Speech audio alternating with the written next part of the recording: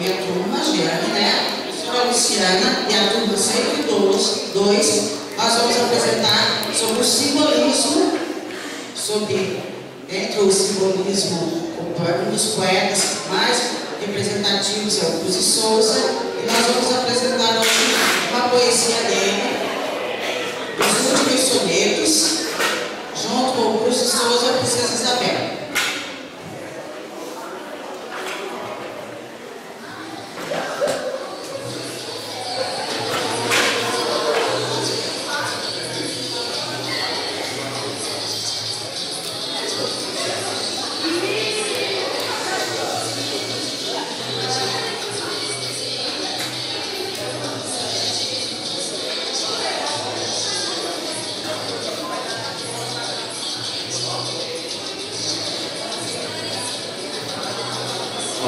Que doce tristeza e que ternura, no olhar ansioso, aflito dos que morrem, de que âncoras profundas se socorrem, os que penetram nessa noite escura, da vida aos frios véus da sepultura, vagos momentos trêmulos decorrem, e dos olhos as lágrimas escorrem, como faróis da humana desventura.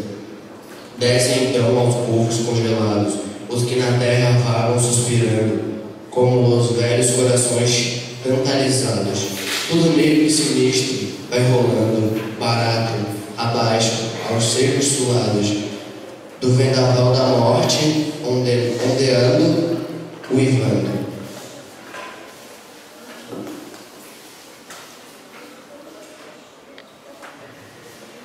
Agora nós vamos ouvir uma das poesias do Últimos Sonetos na versão Mané, com a aluna Bianca.